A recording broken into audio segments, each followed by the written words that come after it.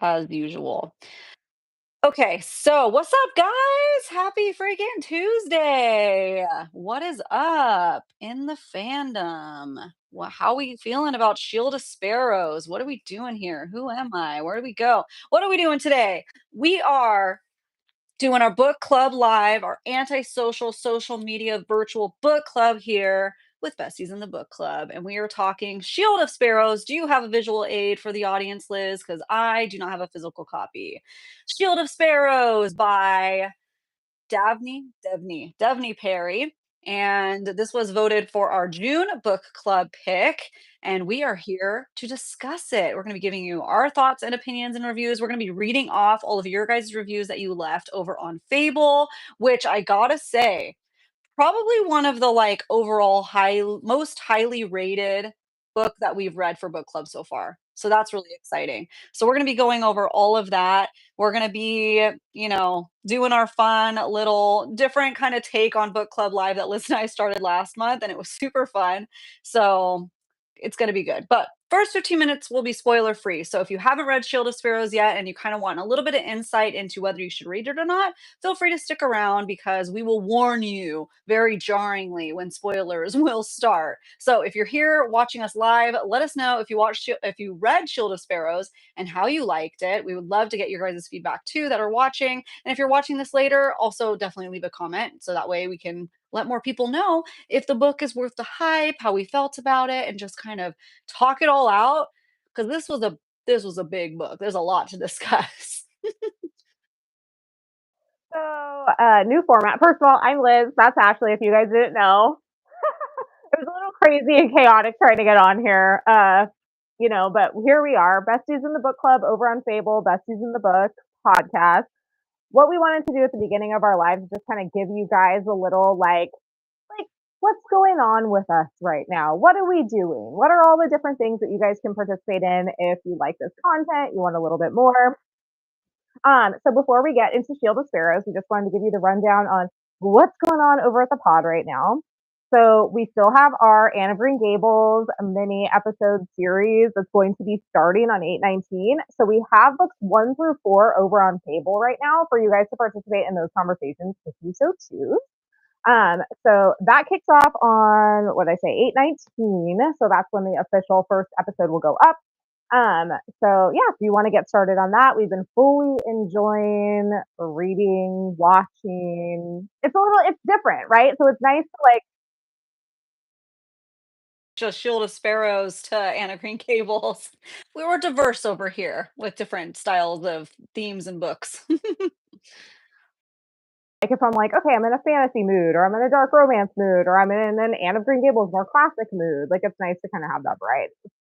Um, so yeah, over at Bessie's and the Book Club on Fable, that's a free, spoiler-free book club app. You can find books 1 through 4 on Anne of Green Gables right now.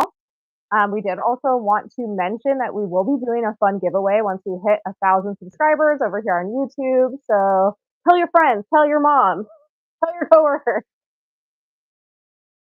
We're here. What's up? We're here every Tuesday. We just dropped an episode this morning. That one was the last, for now, of the Kindred's Curse saga. So that was all about Heat of the Everflame.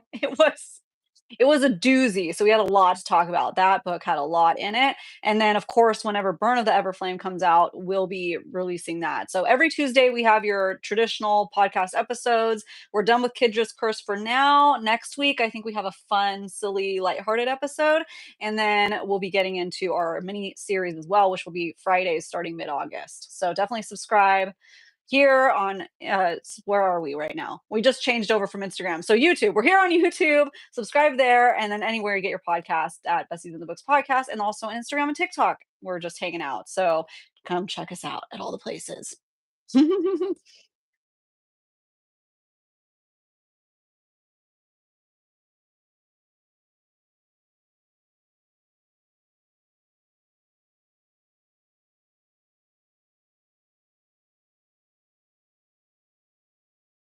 Yeah, we do. Every little bit helps, and it helps us being able to keep pumping them out and hanging out with you guys here on this fine Tuesday. Yeah.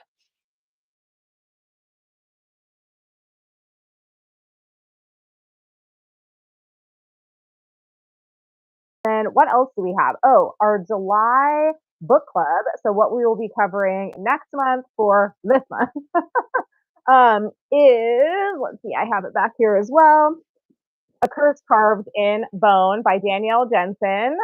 So this is Saga of the Unfated, book 2 in the duology. So if you guys read A Fate Inked in Blood, sorry, I was blanking out on what that was called.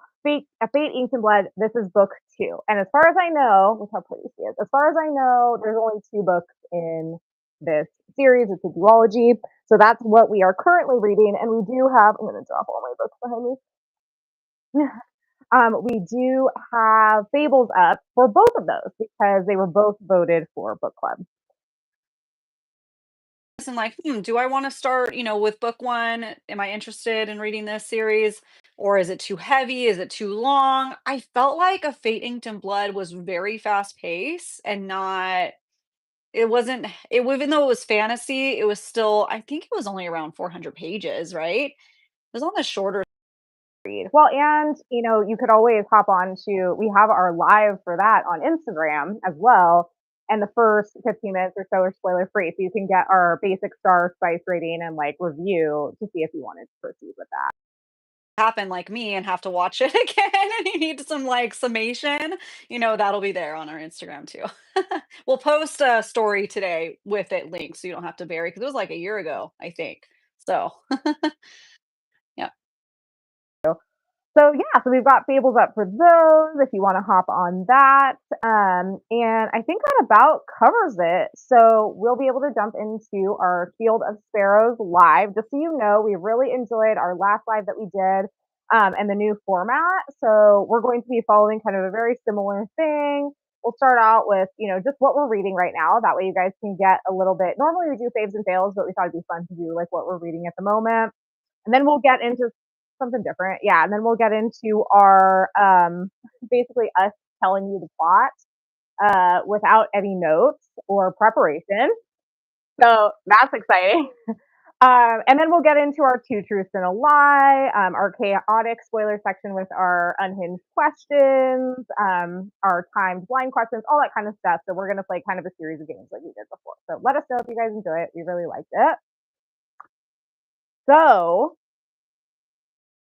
Book 2 from Phantasma. So if anybody missed that, all of our lives will be able to rewatch in case you have to jump in and out of the live. If you can only join us maybe for your lunch break and it's ending soon, you can always go back once the live is over and rewatch it. That way you get all the, Shield of Sparrows information that you want to get, your ears on.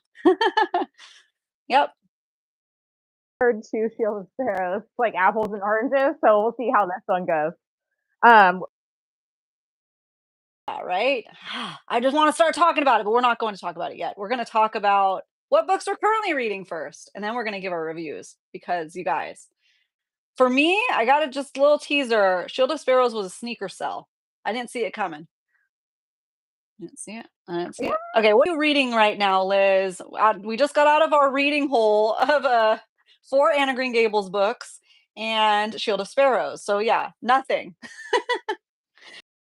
we have finished everything that I was currently reading, and I'm now reading nothing until later on this afternoon when I do my workout. I will start a new audiobook. So I think I'm going to start Anne of Green Gables 5, which is Anne's House of Dreams, I think. So I think I'll start that on audio. And then tonight I was either going to start A Curse Carved in Bone as my physical Kindle read, or I have a list here of I might need a palate cleanser because I'm feeling a little bit like, whoa, that was a lot to like absorb, like Shield of Sparrows and like basically 3 Anna Green Gables books like back to back to back. So I have a little list on here. I was like, let's see here. I just put I'm reading nothing. Okay, great.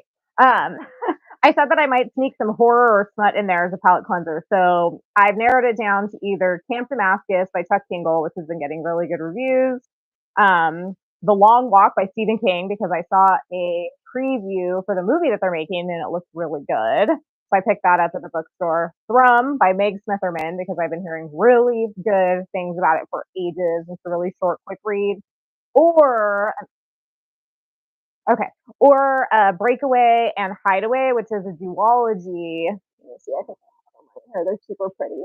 Um, that Willow Prescott sent to me in PR a while back. And if you guys know me, you know that I love Willow Prescott. She's the one who did the Shades of Red, Shades of Ruin duology.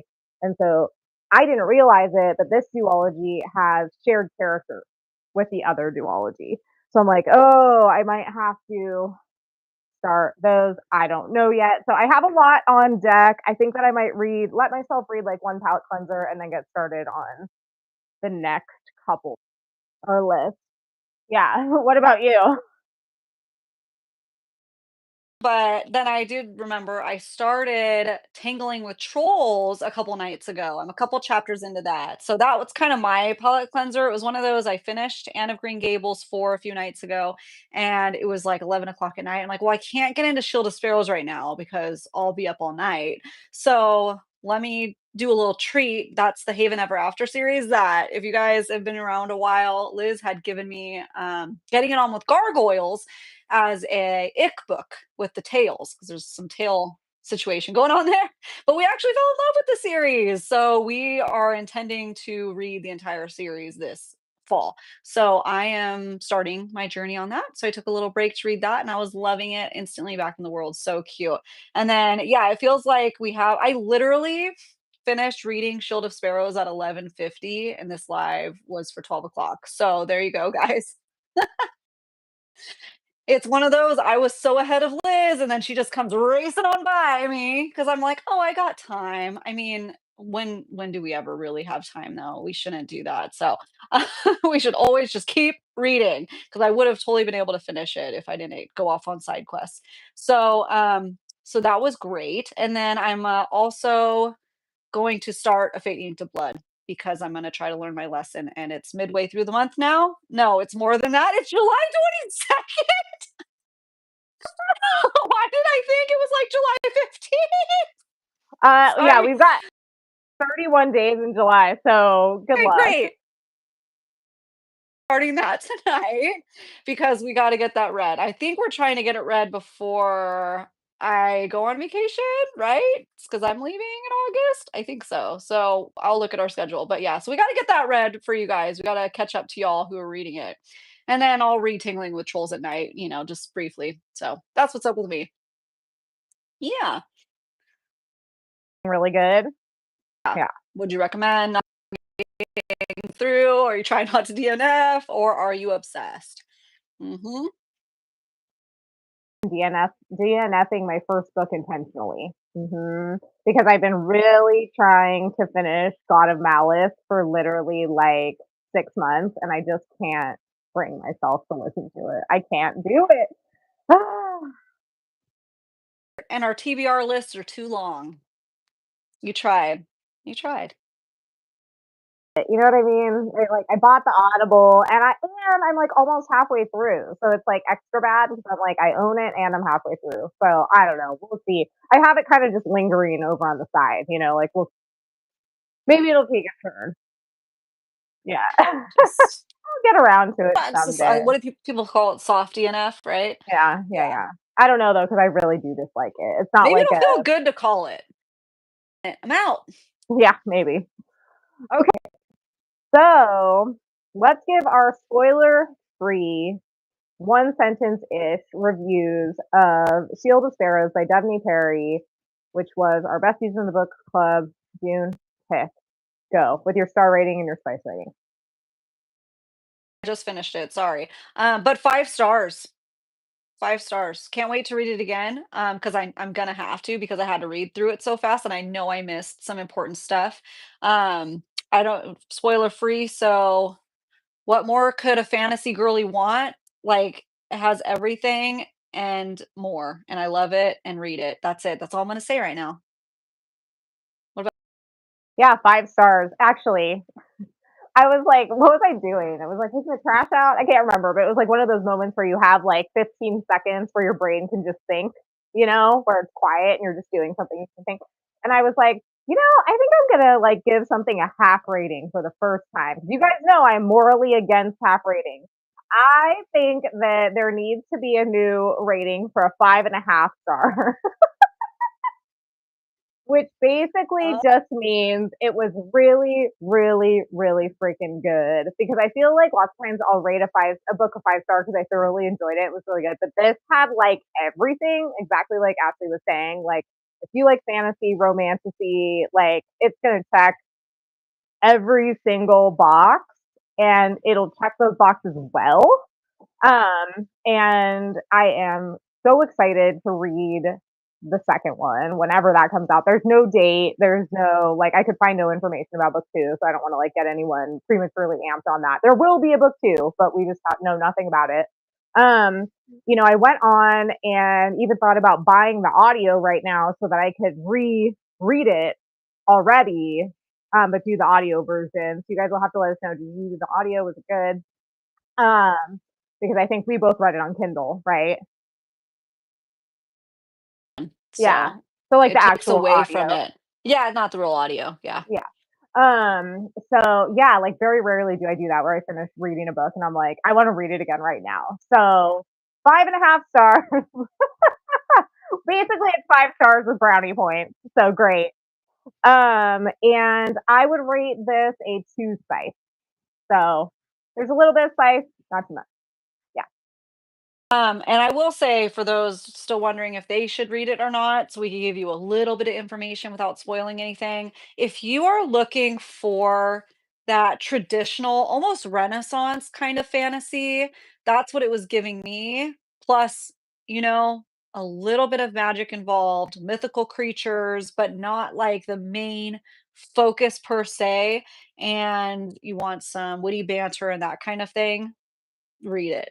You'll love it. I Like maybe 80, maybe not quite. I don't know. I put it in the Fable chat somewhere. But I was quite a ways through before I realized that it's basically like The Witcher. If you like The Witcher, you'll probably like the TV show. I don't know about the books because I haven't read the Witcher books yet. Okay. But the TV show, you'd probably like this. Like it's very similar in my opinion, but not in a bad way. Not in like a what is this? It just feels like a replication of that world. It's not. It's very unique, but it gives Witcher vibes to me a lot. Yeah, Yeah, for sure, but not following it's following a female main character. Yeah, mhm. which I mean, The Witcher does later on down the line too. So I feel like very similar in my opinion to that. Exactly what you were saying, where there is magic. Renaissance feeling, you have political intrigue and royalty and all those inner workings going on, but not at a Game of Thrones level, more of, like, social dynamics situations. Yeah. Mhm. Yeah, you've got a little bit of magic. You've got some, yeah, medieval fantasy. You've got some monsters. Yeah, it's got all those elements, which I really like. So, who would, yeah, believe the hype? Who would you recommend it for? Like I said, anyone who likes fantasy, anyone who likes romantasy, like just pick it up and read it. Yeah, Naysayers like me, guys, this was not on my list to read. Because this was at the time that Silver Elite was released and like literally the same day. And they both had a ton of hype around it. And we read Silver Elite first and we were sorely disappointed. To understate it. And so, well, I was like, "Oh, okay, this is probably another one of those situations." So I went into it blind because I had no idea what it was about. I didn't look into it at all. I was like, "Okay, it was voted for book club, so I guess we'll read it." You see how unbiased we are? I guess we'll read it. The people have spoken, and oh my gosh, I love it. This is why we do book club, right? Because sometimes we find books that we wouldn't normally pick up that we're obsessed with. So, yeah. this is what we got. So glad. Well, I think the other thing too is that this is a Red Tower release, and I think a lot of us have kind of a bad taste in our mouth, a little bit for Red Tower at this point in some way, shapes, or forms. So yeah, but hey, I'm more than happy with this. Like a classic is the best way I can put it. It didn't feel like one of those books that were just trying to shove all the tropes into it, you know? Or ride the curtails of the fantasy trend. It felt genuine. So I think that's why I love it so much. Yeah. Bit afraid. Well, we'll get into it later. We'll get into this later. But anyways, yes, we recommend. Yeah, I'm a little afraid of what's gonna happen in the future, but hey, but yeah, 5 stars easily. Not even a back and forth trying to decide. It was like I knew it'd be 5 stars, and it only just got better and better and better. So great. All right. So should we get into our spoiler section? Ka-chow! Ka-chow. Get out of here if you don't want spoilers. Save it to your playlist, and you can rewatch this live later if you so choose when you're done with Shield of Sparrows. That way you can see, do we agree? Do we disagree? What is the deal? So let us go. Open the spoiler gates. Game we have on the table is Two Truths and a Lie, which came out of Enchantra, but we had fun with it. So let's do it again. This time I will be hosting. So, Ashley, here we go. Devney Perry has written over 50 romance novels. That's one. The Shield of Sparrows is the name of the treaty between kingdoms that prevents war by trading women. That's two. Banner was having an affair with Jocelyn, Odessa's chambermaid. That was three. I is the first one. But Banner what no, Banner wasn't was it Brielle? Oh, it was Brielle. Dang it! It was Brielle. I was going through it in my head. I was like, "No, Jocelyn, Brielle, no, Jocelyn, Brielle." And I was like, "It was Jocelyn." No, Jocelyn went to was the tattletale. She was the spy. She was the spy. And Brielle, Oh, didn't she? Frick. then she took my chambermaid, didn't even name her. And then she took my chambermaid and split her in half. Goodbye. I loved it. It was great. Scary because I was curious. This is what I was going to say that I was scared about. Okay, so she has written over 50 romance novels. She has a huge catalog available. I mean, who else does this remind you of? I did know this was her first fantasy. I did, which is crazy. But like it doesn't feel like Fourth Wing. So that's good. But we Wing. did love Fourth Wing. I'm gonna go into every single book she puts out in this series. No, bars on the crown, not open-minded, very closed-minded, it's gonna suck. That way, I'm very like, I'm not disappointed and it's pleasantly surprised. The bar is like freaking high after this Yeah. book. Guys, how are you feeling about Shield of Sparrows? Oh my gosh. Yeah, that does make me nervous. That does. 50 romance books. It's very much like Rebecca Yarros. Oh no. But these yeah.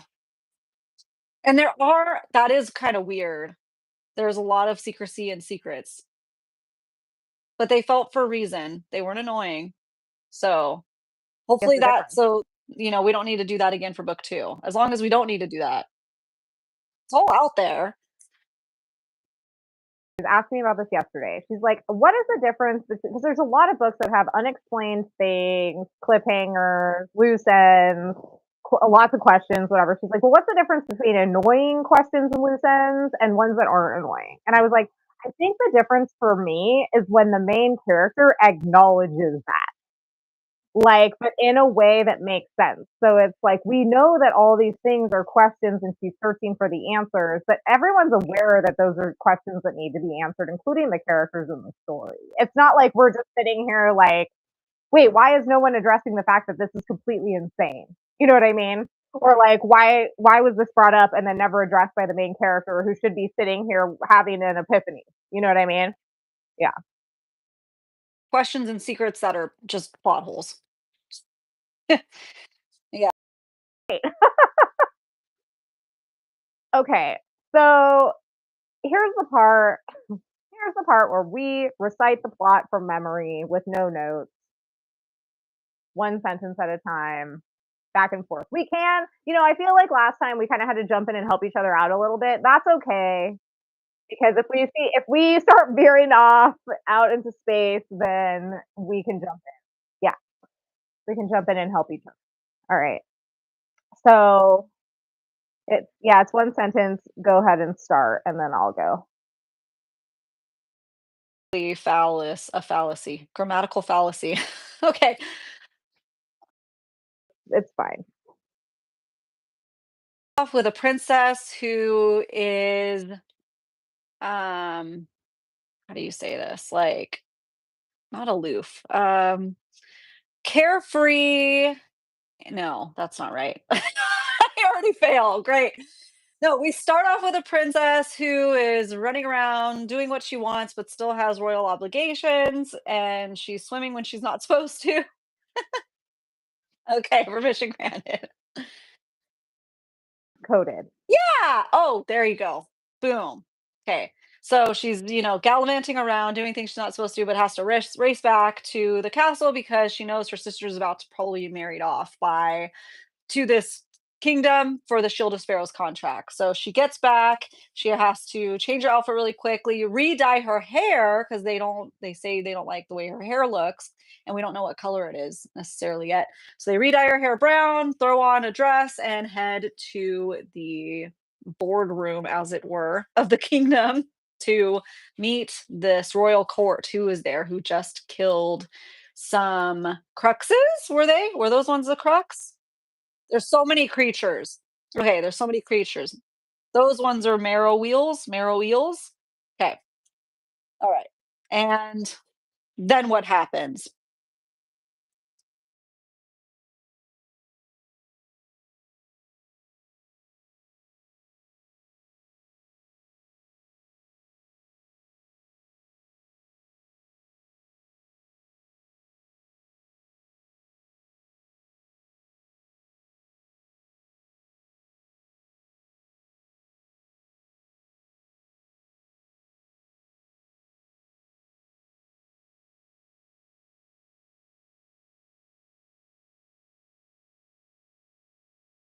Approximately once a generation or every 30 years. Um, and so the way that they do this is by marrying off princesses one a generation from one kingdom to the other to forge these alliances, which isn't that unusual for like medieval times. Um, and May has been trained, her sister has been trained her whole life to essentially go and get married off to this kingdom, but infiltrate it and find out where Alisaria, their capital, is because her father wants her to basically help destroy the Shield of Sparrows treaty, but we don't really know why at this point. So, do you want me to keep going or you want to take it from here? Okay. So she begrudgingly goes to get has to get married to this dude. Because May doesn't go. There, being all like she is, just like, "Oh, let's get this over with," and then they deny May, her sister, to be the what did they call it? Oh, I hated it. No, but something else. They called it something else too, but essentially the bride. So they deny it, and he says, "I want that one." The Riley's crazy sister, which is, what's her name again? Odessa. And she's like, "What? Who? Me? Great." So fast forward and why and how? Why would you want me? Great, cool. And so obviously May throws a hissy fit because she's been working her whole life for this moment and storms off. She has to go through with the marriage, and the dad is like, "Oh crap, oh well, I guess that's what we have to do, so here's this information real quick." And then so she marries him, and then there's also a high priest involved, which is magical and super slimy and creepy and icky. He has like green fingernails, and he gives her the heebie jeebies and makes her, yeah, like physical Yeah. pain anytime they're around. And so keep that in your little memory bank. And so she has to marry him and then leaves to go off to this place. Not Odessa, that's her name. Adesara. What is it? Adesara. What's the place? No, where do they go first? I can't She still doesn't know they're not going straight there.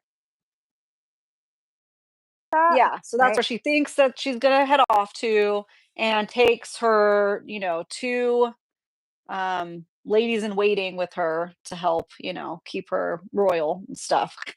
And off they go, but not without fighting tons of creatures along the way. So they go off on a ship first, right? And then they're out in the open sea, and then there's what were those creatures?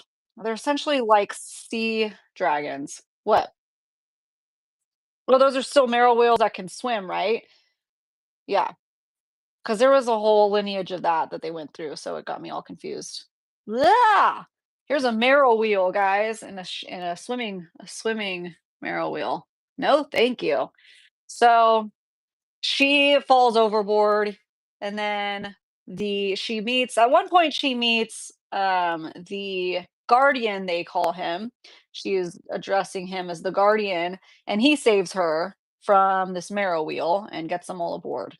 Because he's going around just slaying all these creatures along the way, kind of like bushwhacking in the wild, but with creatures. Because he is known as like the most powerful, strongest guardian of them all, and he's a badass.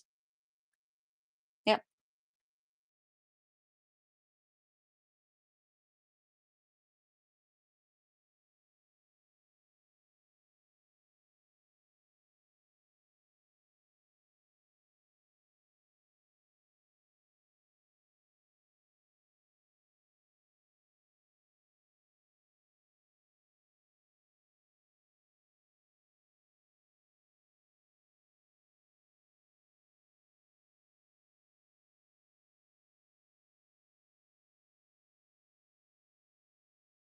Ability to have that offspring that she would have created.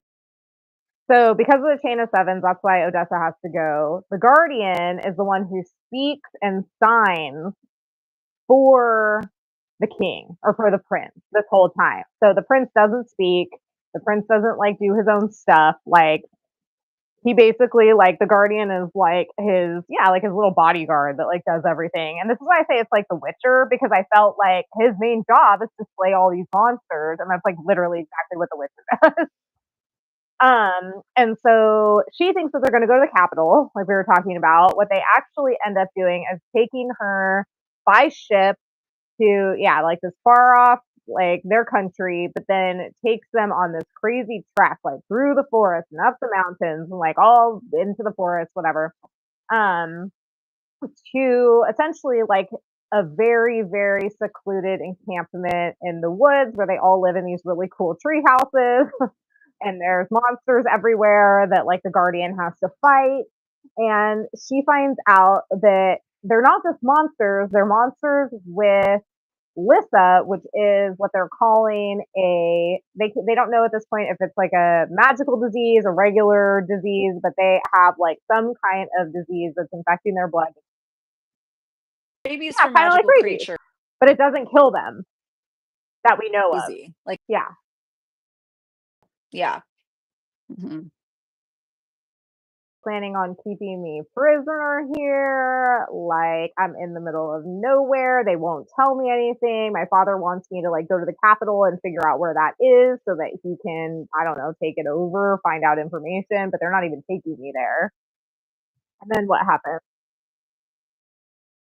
Odessa's kind of grappling with is like she doesn't really know what her dad's plans are, but she does know he orchestrated basically this bride prize to happen, and that he would come and get May. So basically a trap, trying to get May to be the bride, her sister, so that she can go and infiltrate their fortress that's so secretive, and what are they hiding and what are the secrets.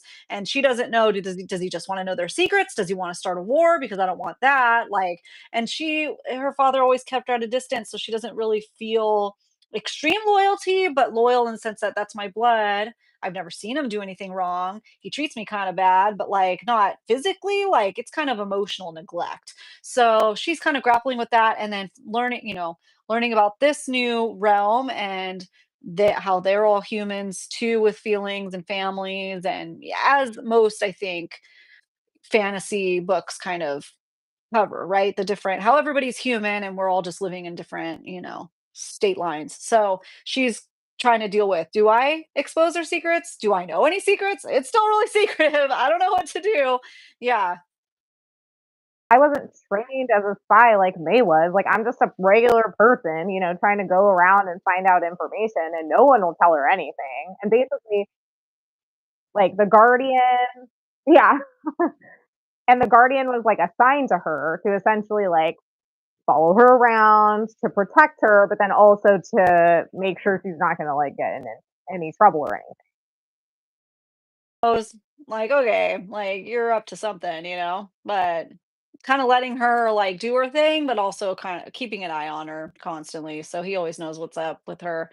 So she eventually, right, formulates. So she goes through training though. She does ask for a sword at one point because she's like after seeing the marrow wheel, she's like, okay, I, I cannot protect myself. So she asked for a sword, and that whole scene was cute. I loved that, where he's like, "Can you lift it up? It's really heavy. Here you go."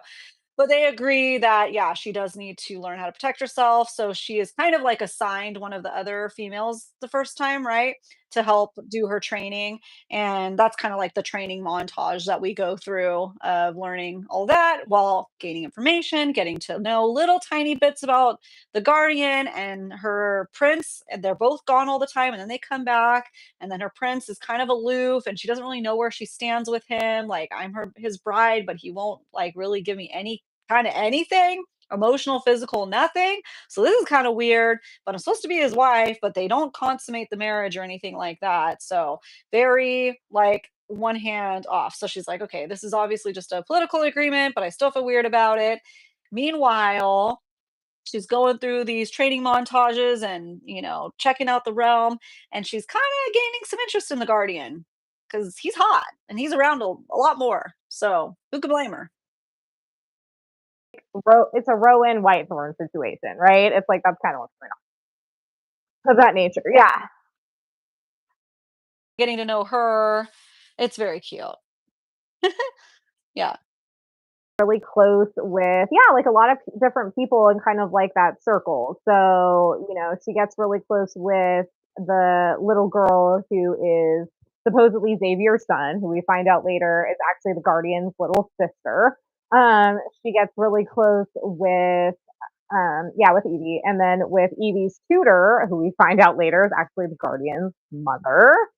Um, yeah, so she's really, Her ladies in waiting. She feels really bad for them. So we could see that she's not just like a royal brat. She feels really bad. She's trying everything to help them feel like they're at home, even though they know, even though they know it's not home. It's like, okay, well, this is going to be their life now. Basically, they're, traveling servants. And she just wants to be their friends. She's not trying too hard, but like, she's just trying to reason with them, and they're very accepting and gracious and grateful. And then at one point, we find out that one of her ladies in waiting is having an affair with the prince. So she feels weird about it because she's also having feelings for the guardian and doesn't have feelings for the prince. But it's like, but you're my.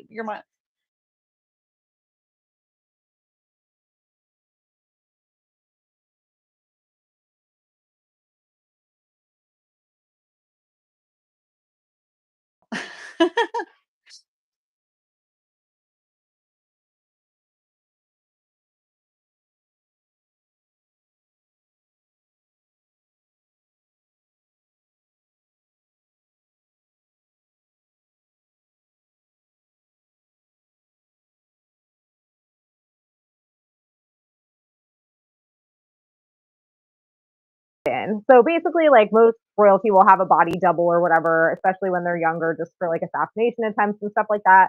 His cousin looks a lot like him. And so as they got older, they probably wouldn't have continued to do that, except for the fact that the Guardian ended up with Lissa. He got bitten by, I don't know, one of the monsters that he was fighting. And we find out later it was a wolf. Oh, that's right, with the missing eye. Yeah. who's still at large. Yeah. Gosh, this guy. Well, now that we know what we know, I'm like, who's inside the body of that wolf? Yeah. Mhm. So we find all this out. So basically, he's like, "Yeah, sorry, I hooked up with your like chambermaid, but like literally, you're actually married to the guardian. Like it was actually his blood in the agreement. Like he was the one who said the actual words. Yeah." So she's like, "Oh, well, it turns out I've been falling for my husband this whole time. So I guess that's great." It was so cute. Lie to her, but like, come on, I get it. Makes sense. It all made sense. It didn't feel like one of those annoying like lies. So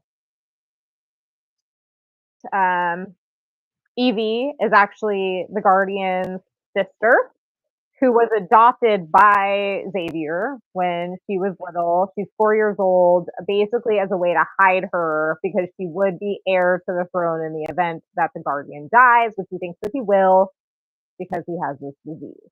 Um, and so she's been hidden away all of this time, and then cared for by his mother, who has also been hiding away because of this crazy, like, she cheated on the king. The king went into a rage, tried to strangle her, but then we find out that maybe he was actually trying to strangle her because she was essentially experimenting on her son, the guardian. fair. Yeah, Like, yeah, that's kind of. but Yeah. didn't mean it like that. Creating this Lissa to hopefully combat the creatures because they were so magical and powerful. Not magical. Well, they do have magic, but like trying to harness their magic and their abilities into humans, but then creating this biological disaster. Yeah, so they could fight them and win, but ooh, it's not going so well. If we could give the humans these abilities, then when the Crux do migrate, we'll actually stand a chance instead of like tons of us getting killed off and then a lot of us dying, having to live underground for so long, whatever. And in this, she gave it to the Guardian, but it wasn't activated until he was bitten. So it didn't work. It didn't work. It wasn't activated until he was bitten by the wolf with the wolf that then he took his eye. So basically, he has this wolf nemesis who made him into what he is, but that also is the secret, and that's the key because right now his dad is trying to turn his soldiers into essentially what the Guardian is, but isn't working because he doesn't know that you have to be bitten by one of the monsters as well. So that's crazy. So lots of twisties and turnies that I some that I saw coming, lots that I didn't see coming. And then basically once all of this has been revealed, then there's also this huge twist of his father shows up to collect him, and then a freaking Crux shows up from nowhere, like a season early. Hang on, pause. So coming to collect him, and he knows his mom's there, right? Or he sees her when he gets there, either way. And then also he had made a deal with Banner, which was originally Odessa's fiance. See, I love these moments where it all comes together.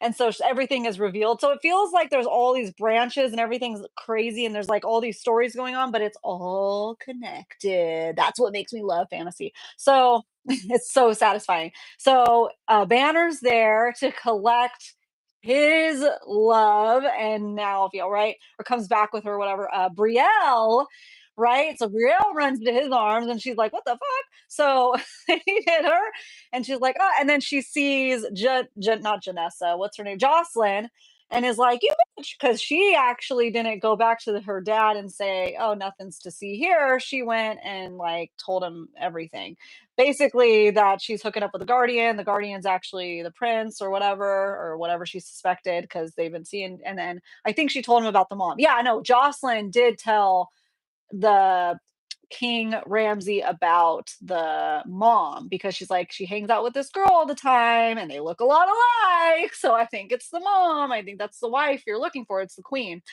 to fit the description of the queen. So yeah, we see all that happening and it's crazy and it's sad and it's like frustrating. And then all of a sudden, this freaking Crux comes in and, lightens up the mood. people. It was a crazy conclusion. Like I said, uh, what's her name? Jocelyn got what's coming to her. She gets eaten. The mom, unfortunately, gets eaten. That was sad. That made me cry. Um, so that's great writing because one book and she wasn't even technically a main character, and I was still sad when she got. And then I feel, yeah, right. Well, do they? Um, That they don't have yet. Ugh. and really, this was her. I loved watching this play out because not only does she save Evie, oh, we forgot to say, she also takes a little cute monster as her pet, like the baby one that she adopts.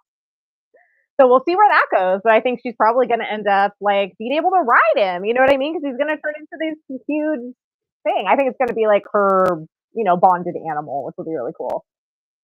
But she saves Evie because the Guardian's up. He's busy. He's like, I got to deal with this. And then of course Banner, who sucks, right? He comes out and he's like, well, I can't kill. He's like, I can't kill the Guardian because now I know that he's the crown prince. But what I can do is I can kill you because you're the one that he loves.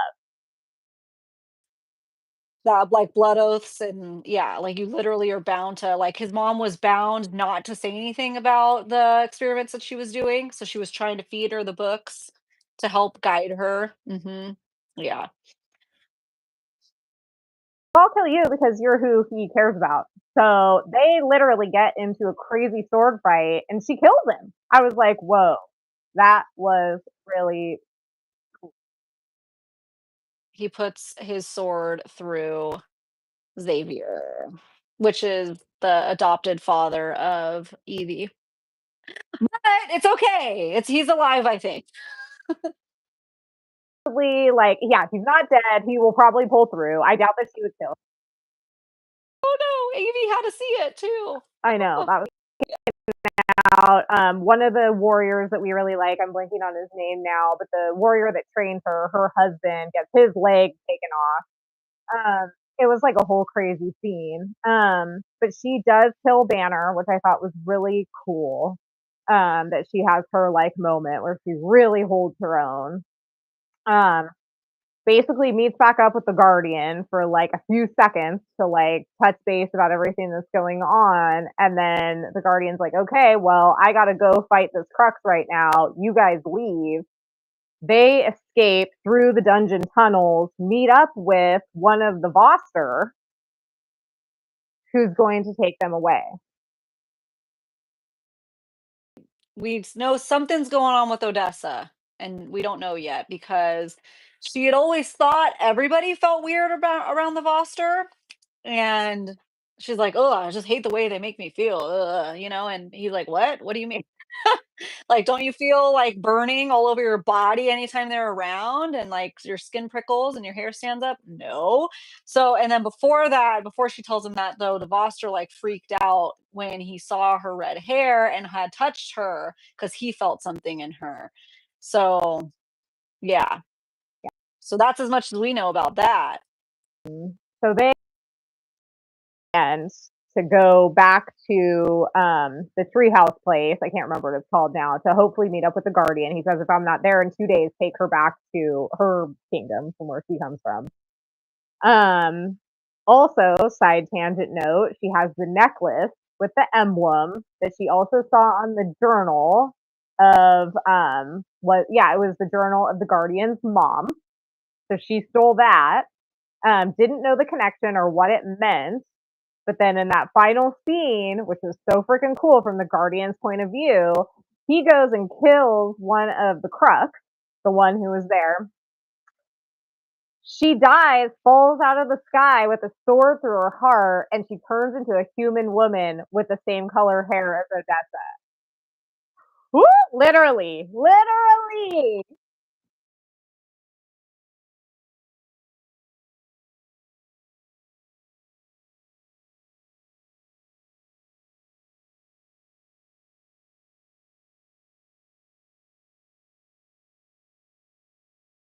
Like that's why I'm like, was that her mom?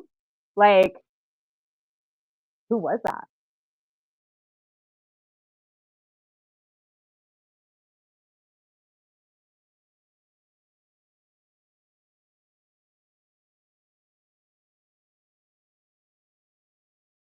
killed no, he didn't kill her mom, right? But there's rumors that there's rumor that he killed her. But as far as we know, she's just dead, allegedly. And then that one man that she meets with his small like storytelling shop had written a book in her kingdom about, him. Yeah, he heard from a guy at a bar or something that the dad tried to kill her or something like that, or did kill her. So, a cover up conspiracy. Mhm. Lots of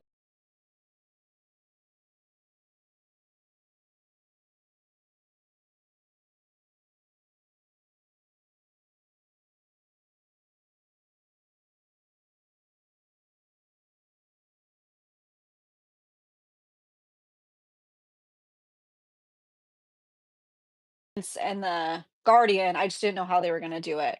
That was the only one. I was like, is it a not to spoil anything, but like, there's a lot of characters in Plated Prisoners, so I feel like if I say that, that's blanket statement. Yeah, so I was like, "Is it gonna be like that? Is it gonna be like" So I didn't know which avenue they were gonna take, and I really liked how they did it, Like, I felt like the cover up and the lies made sense, it wasn't annoying, and she handled it pretty well, like the right amount of like annoyance, but not like harping, just like, okay, I get it. Like your royalty, there's different things, levels of, secrets that need to be involved with it, running a kingdom. So, and then of course, because he's essentially dying, like I get why you would just keep him in your place. I will say my biggest critique though, um, as like not serious. Xavier like taking claim over Evie and adopting her when she still has to hide and like he can't claim her as her own is like the biggest idiot boys making rash decisions move because it doesn't make any sense. It makes sense that a guy would do that. It does. So like, logically it makes sense for them to do it, but it's also so stupid because okay, so she's a princess to the queen who can't claim her and is in hiding. So the fake prince is going to take claim over her, but she still has to hide and he can't take, ownership over her. So it's just this kid in the castle as if nobody's going to notice that that's weird. Like, and then so she has no parents that can take claim over it was stupid. They should have sent her off into, like, a protected area of a village or something, or some other castle, I don't know. It's like, "Oh, but she's mine because I bonded to her." It's like, "Okay, Jacob, calm down." I totally got that exact same vibe. I was like, "This is really weird." Like, and it was almost like I felt like we were supposed to like Xavier's character more because of the fact that he did that. I think it was supposed to like humanize him and make him like, "Oh my god, how sweet he adopted this, girl." And I was like, "But he's literally never there and it's like such a life of danger. It like doesn't make sense at all." Anytime he goes out and he I mean, can't, now he like almost did. I know. so I know. it actually solidify, like, "Oh, he's just a big stupid oaf, like, he's a dummy." Like, I felt sad for him that he got stabbed because he's like, "Oh, you're just a dummy, poor dummy." Like, oh, and Evie had to see it. He didn't deserve it. Like he doesn't mean he doesn't mean to be stupid. He's Ethan, grown up, which says something. I need to grab my charger, so keep it going. I feel like it sounds really chaotic, like, when we're talking about it, but it but but it didn't feel chaotic. I felt like when I was reading it, like, I didn't feel like, "Oh, no, why is this happening?" or, "Oh, this is making this confusing," or, "Where is this going?" Like, I didn't feel any of those things. I just felt really satisfied that everything I the way that it was written made sense, and it all ended up paying off at the end, especially with that insane cliffhanger. So loved it, every moment of it. I was, like, on the edge of my seat from, like, I don't know, probably most of the book, honestly, was so good. Um, Being, 666 pages into the probably 25 minutes we've been just talking about the plot and going back and forth and then remembering, oh yeah, and then this, oh yeah, and then this. I mean, it's kind of like dare I say, Akatar in the way that there's all these little nuggets that you're tying together that you don't remember until you're talking about the overall ending. Then you're like, oh yeah, because this, oh yeah, because of this, oh yeah, and her cute little baby dragon, not dragon, but that's how I picture it, is going to be in it for the next one. So, yep, It's great. What is the creature again? It's not a marrow wheel. Is it a crux? He's, I can't remember, but he's basically like the way that I kind of pictured him was like he's like a big cat. So like some Creature list here because it has to do with some of my questions. A lion wick, a lion wick, which will be so cute. Yeah, a little like way more ferocious. girl. Yeah, Like a tiger with, because she does mention his scales are getting bigger. So, or is he a bear? He's not a barrel wolf, right? Because those also have scales and feathers and fur. So, but I can't remember for sure, but I'm pretty sure. Yeah.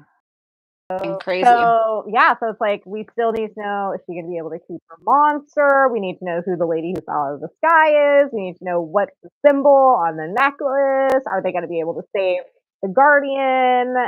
What are these kings gonna do once they have this knowledge? Do they already have the knowledge of Lissa and what it's doing to the kingdom? Yeah, it's great.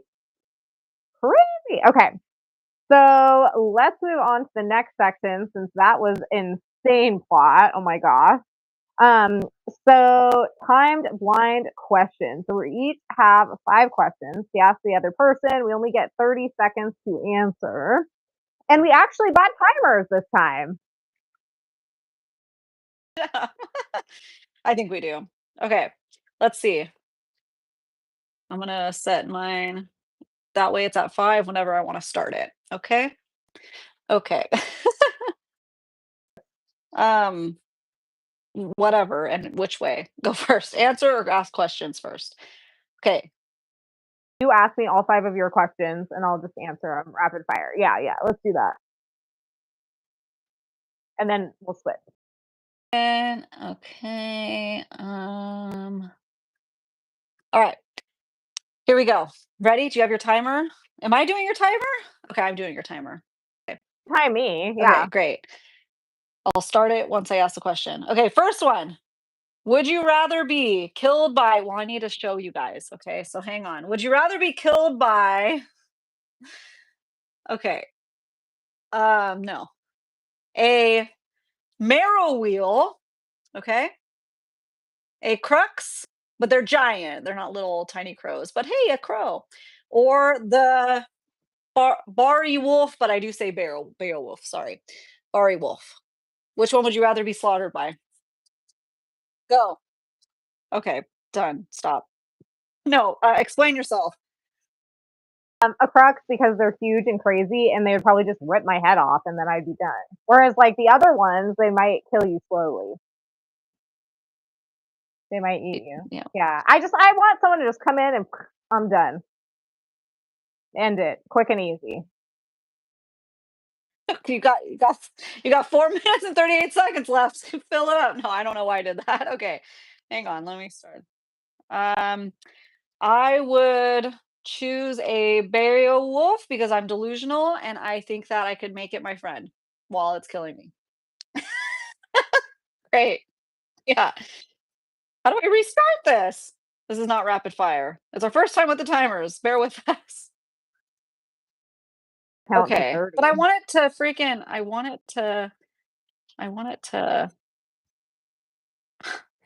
to beep at you if you go over. Okay. How about, oh, it lights up. Oh no, it doesn't. Oh, it's either a light or a sound. Okay, great. Okay. Well, how do you reset it? Maybe if I hold it down for while I read you the next question. Together to reset it. Oh, are you reading it? Okay, I got it. Oh, clear, because it says clear. Did that do it? Okay, great. Okay, here we go for real. Just go. Or what do you want I'll to just do? have you keep going. It's fine. Next question. Smash or pass? Ramsey or the high priest creepy dude? Okay, defend your answer. Wow, tough crowd. Literally, like too gross. I don't care if you have a heart of gold. I'd still pick Ramsey. Burn books all over the realm. Blindly.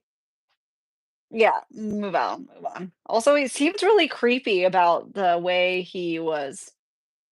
about her and his love of her. You couldn't take no for an answer, man. Um, just to spice things up, I'm gonna say the high priest. Great, go. I don't even like saying it. I'm just joking. Okay. Next. Did Ransom see I don't like their names. Okay. Did Luella deserve to die? His mom.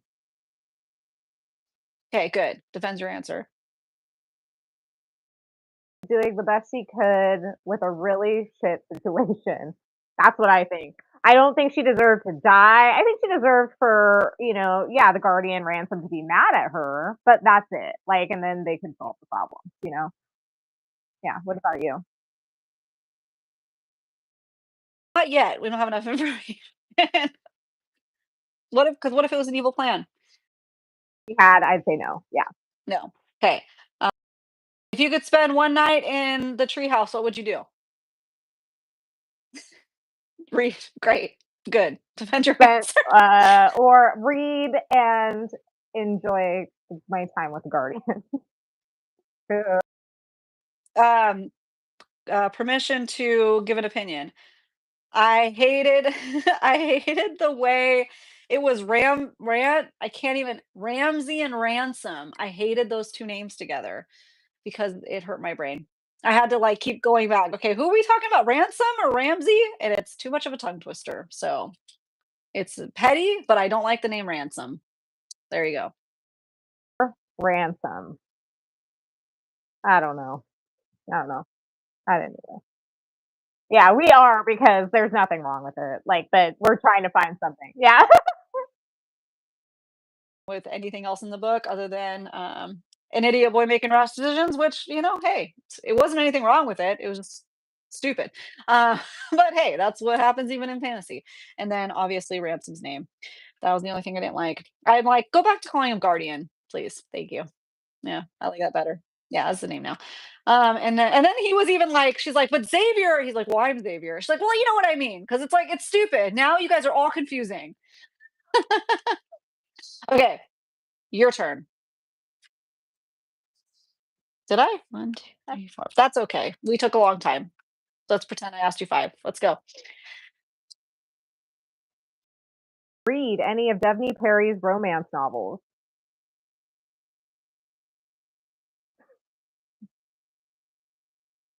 I probably will. Okay. Okay, then yes. I like how that took you 12 seconds. Great.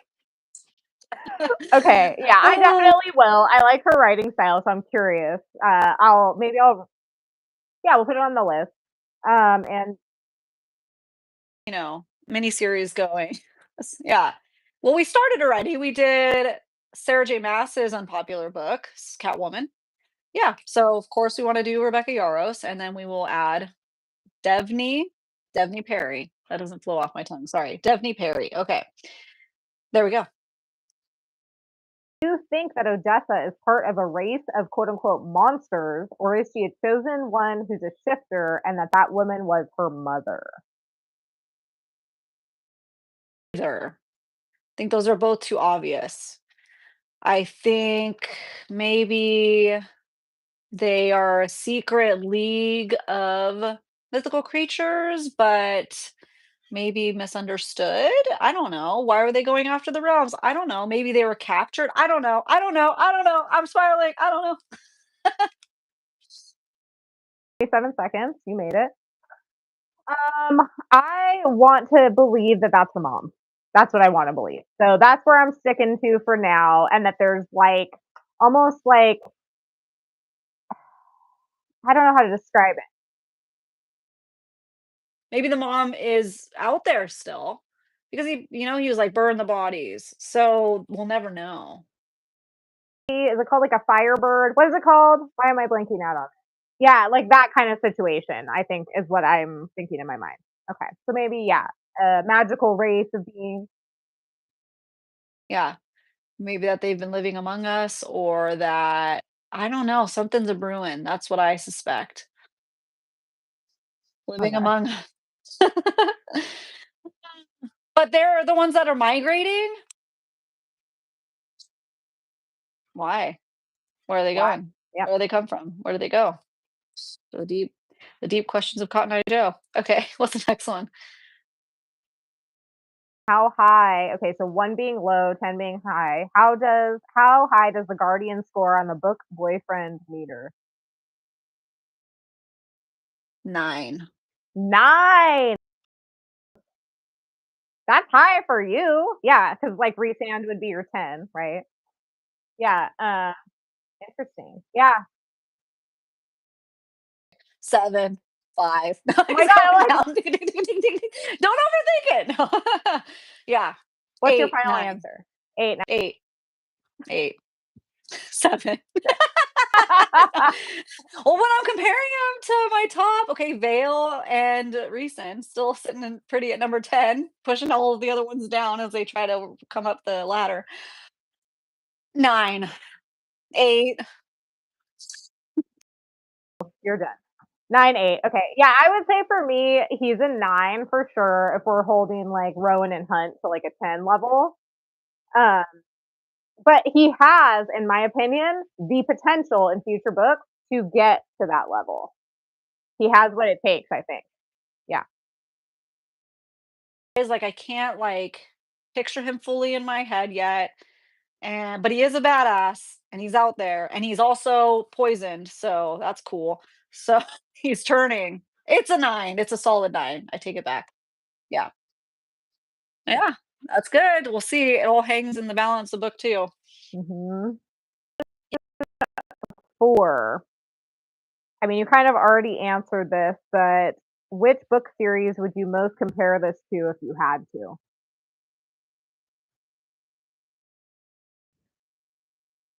That is hard. Because I don't wanna say it's ACOTAR, but it does give me that kind of, like, easy not easy.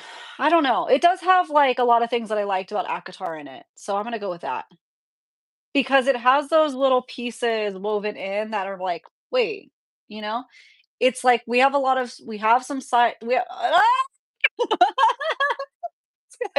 I'll use all my time, baby. Um, I think that to me, it's very similar to Bridge Kingdom books 1 and 2, and it's very similar to the Plated Prisoner series. So yeah, it's like if those had a baby. Yeah, Sorry to cut okay. you off. Part of the game. That's Um, part of the game, maybe. I'll just keep going. So this is why we have to time ourselves. This is why we had to cut it down from 1 minute, 'cause that was too long. based on our last live, the bad reviews we discussed in the last live were all basically complaining about all of the questions. Do you remember? Remember how So remember when we give our are we going to read this or would we read this based on the negative reviews, which is the last part of our live. Last time all of the negative reviews were talking about how she asked so many questions and that's why it was rating it low. Remember all the questions? Yeah. What are your thoughts on that? Did she ask too many questions? There's a lot of weird stuff happening. I'm, like, in this kingdom, and I'm like, "What the hell's happening? Can somebody answer these questions for me?" Questions. Yeah. So why do you guys have problems? Did I feel like she asked too many questions in Enchantra? I don't think so. But it's also the way they deliver it, you know? The Enchantra lady was a little more, you know. Oh, yeah. Yeah. Yeah, it was when we were doing our would you read the book club book off of these negative reviews, and all of them were talking about all of the crazy questions that she was asking the whole time. I think Well, the writer is admitting that she knows it's a lot of questions, you know? The Odessa knows she's asking that, but she's gotta know how else are you gonna get the answers? And it's also a span of, like, months here. It's not like, "Well, what" you know? So, yeah. she's literally spying technically, so it would be stupid of her to not ask lots of questions, right? I think it was good. I think it was a perfect amount. Very. I didn't even notice it as, like, sticking out and to talk about it. So, yeah, that's great. Yeah. What were the reviews from book club. You want to give us a little bit of a rundown on that? Dang, dude, this is probably the most overall highly rated book that we've read in book club to my recollection. Pretty amazing. Almost all were 5 stars that people left. So, and we had a lot of activity in this book club. So thank you guys so much for participating. I'm going to read off a few of the written reviews that were left. So 5 stars from AH. Started reading this book and couldn't put it down. Reading it made me realize how many books I've read lately that are actually not 5 stars for me because I enjoyed this so much more. I can't wait for the next book. Yeah, 5.5. I can't wait for the next book in the series to come out. It really did live up to the fans of Fourth Wing marketing hype. I love that because that's how they marketed it. Fans of Fourth Wing will like it. Oh, okay. Because I'm glad I didn't see that. Although it would have surpassed it. So it's okay. I love that the FMC is weak and she finds her strength, bravery, cunning mind, and capability over the course of several months. I loved the slow burn romance. It was very slow burn. It was so good. The ending was tragic and so much more heartache than I expected with all of the relationships and twists and war violence, but I know it's leading up to a great second book. Agreed. And then we have Allie. She left it 5 stars as well. She said, "What a ride! I was instantly drawn into Odessa's world and needed to know more. The pacing in the beginning was perfect, and I loved the world building. It was incredibly well done. The minor characters were just as interesting, always keeping me on my toes, never quite sure who I could trust. One character I definitely couldn't trust, but would also let them kick my ass in training ring daily was the Guardian. Haha. Brody, mysterious. No, Broody. I always say Brody, sorry. Broody, mysterious, and the banter with Odessa has me blushing. Around the halfway mark, I thought I was ready for some answers and the pace to pick up back up after slowing down. Turns out I was not ready. Book gets 5 stars for me because even when I had an idea of where things were going, the way the author revealed certain twists and so much more emotion had me reaching for the tissues. So good. Okay. And then we got our probably I think it was the only 4 stars that was left on our Fable was from Trish. So 4 stars from Trish. She didn't let us know why, but that's 4 stars. And then Fantasy with Me, our girl over there. The beginning was a bit rough, but 5 stars. The setup, us being just as much in the dark as Des was, not having any clue what was going on. But through all of that, I was never bored or annoyed with this book, and that says something. And then we got tidbits here and there, and that ending was absolutely mind blowing. We didn't get all the answers yet, but for the ones we did get, I wasn't completely ready for. I had a wonderful time. Love that. Yep. But I was a little bit concerned because I know that that was a lot of the feedback I was hearing is that the first half was a little bit slow, but I disagree personally. I thought the whole thing was like great right out of the gate. Voice memoed you like a week ago when I was still reading the beginning. Up till the first half, I was like, oh no, it's a journey story about journey to nowhere, like a traveling caravan, which like is something that I don't usually love, but they got to where they needed to go and then things started happening. Luckily, right after that, I was like, oh no, I can't take 400 more pages of this. So a couple more. Alicia Johnson, 5 stars. Book sucked me in. I was sad it was over. Can't wait to reread it. So again, that says a lot when you're like, okay, I need to read it because I know I missed some stuff, especially with an ending like that. And then I had one from Fantasy Boy, which we haven't seen a review left from them in a while. So I wanted to make sure to read it off. Fantasy guy, I mean. Romantasy guy. Sorry, he was here last year. So popping back in for Shield of Sparrows, 5 stars. My brain hurts. Good night. So loved that. Yeah. And anybody else who left reviews for us, thank you so much. We try to take a little sampling every time. So definitely make sure to leave us a review over on the Fable when you read these books so we can read them off to the community. So it seems like overall everyone had a good time and loved it. So that's great. Yeah. No, I didn't see anything less than 3 stars. Mostly 5 stars. It's crazy. Yeah.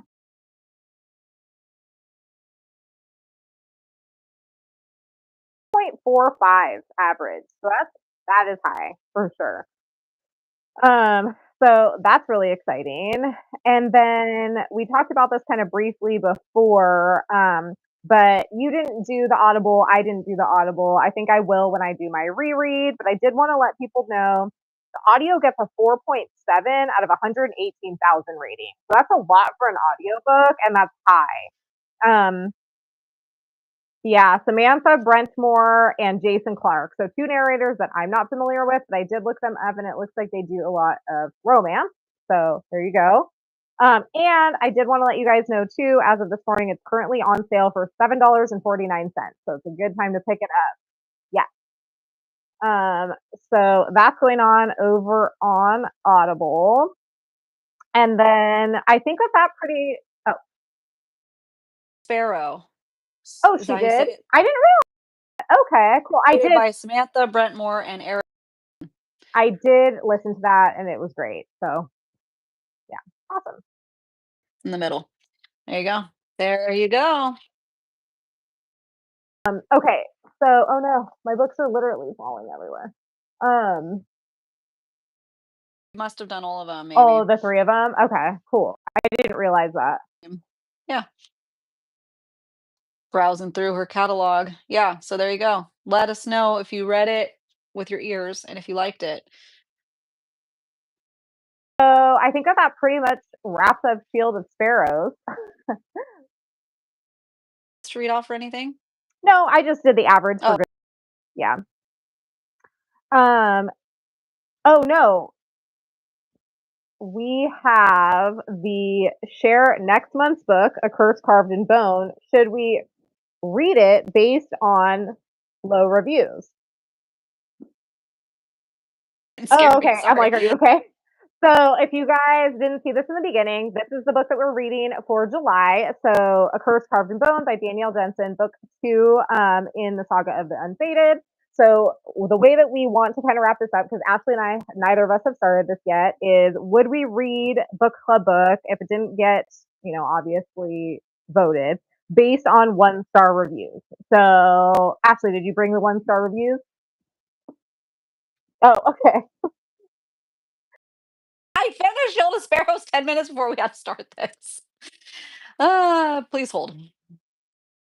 1-star reviews, and based on those, how do we feel going into July's book club book? So this is what I was talking about when I asked you about Shield of Sparrows low reviews. That was last month. That feels like a million years ago. I have no memory of this place. I'll get it after a couple times of us doing the new format. Yeah, I'll remember all the things without having to look. Ooh, okay. So, well, first of all, we're off to a rough start, okay? Because it's below 4 stars for average rating. Only 30,000 ratings though. 3.98. So, usually we got it above a 4, solid 4 stars. So, let's see here. 1 star. That's true. Okay. 1 star. Feyre would be sorry, let me say that again. Freya would 100% be my villain origin story. I have never, never, never wanted to slap a character with an axe so badly. That's kind of how I felt about her at the end of the last book, so it's not looking good. Ah, Like, that it's makes me want to read. their villain origin story, not Freya's. It's them as a person. Like, I'm gonna become a villain because of this book. Okay, great. Yeah. No. Okay. What even was this? Both the characters and the romance were as lost as a wet clump of hair in my shower drain. So, yeah. Nothing says true love like back shots and zero character developments. Mm, that's not good. What happened to make me love book one and hate book two? Imagine my surprise when, while reading this, I found myself completely unsatisfied with plot choices, characters' quick bonds, surface level rivalries, and pacing that felt rushed, all within 300 pages. Read this if you don't care for plot driven stories or character driven stories. I struggled to get through it because nothing felt grounded in any kind of logic, just vibes, but bad ones. Ooh. Just a lot of people disappointed overall. I'd say that's the theme. Boring and disappointed. No character development, no plot development. So that is a red flag. But hey, we've read a lot of 1 stars of books that we love and we feel like they're so wrong, so it could literally be opposite. None of that really intrigues me to read it, but we're reading it anyway, so I'll be curious to give my thoughts on that. I'm a very big Danielle Jensen fan. I really love her Bridge Kingdom series, which I know a lot of people also don't like. So I don't know. We'll see. Honestly, I did like this less than Bridge Kingdom, but it's only one book, whereas Bridge Kingdom is now what, five? So okay. A Curse Inked in Blood, I loved until about 60% in. Then I felt like the character did a 180 and completely changed. So I'm worried. But I'm here for the ride. You never know. Hey, I didn't think I wanted to like I didn't think any I didn't this book, Shield of Sparrows, I'm obsessed with now. And here we are. I didn't think that was gonna be anything. I was like, let me just get through this. Oh my gosh, I love it. So hey. Ah, Off. We'll do a smash or pass. Would we want to be her? So, would you want to be Odessa Wolf? what about you? Yeah. For the tree houses alone. I'm like, forget that fancy kingdom she wants to go to. This is awesome. Like, woo, this is cool. So cozy. Like you said, read. Taking my ladder off at night so I don't have to go anywhere. Oh no. Me either? Oh no. The only Oh yeah. person over here is the guardian because he's so strong he can jump from his house to my house. It's the worst. Let's go. I Oh, that's love great. that. That wraps it up. Thank you so much for being here for Shield of Sparrows by Devney Perry. Go read it if you haven't and you've listened to this for some crazy reason. I don't know why. But hopefully you liked it just as much as we did and hop on a Curse Carbon Zone for next month. When are we supposed to finish it by? Let's see. Let's let the people know. Why not? Um, Now. So hey. Yeah. just been readings. This year has been crazy. Heat of the Everflame and the Everflame series kind of threw us off our rhythm for sure. It's fine. It's a good way. It's a good thing, but not really because we got off track. Okay, I think we are going to do. Okay, it's a while. Sorry, it will be after vacation. So August 20th on a Wednesday, we're gonna move them to nighttime. So I know more people are able to check in at lives at night. So our lives should be moving over to 8:30 Pacific Standard Time, and August will be on a Wednesday. So, follow our stories over on Instagram because we always try to let you guys know, especially now that we're getting them on the schedule, we'll let you know at least the day before. That way you can turn on any different notifications. And if you can't join us for the live, you can always watch the replay. So definitely check that out. We're at Besties in the Books podcast everywhere, Instagram, TikTok, here on YouTube. Subscribe if you haven't yet, and come hang out with us. Yeah, we got Tuesday episodes. Until then, we got one new one today. So go check it out. Thank you guys for tuning in. We'll see you next Tuesday. Bye.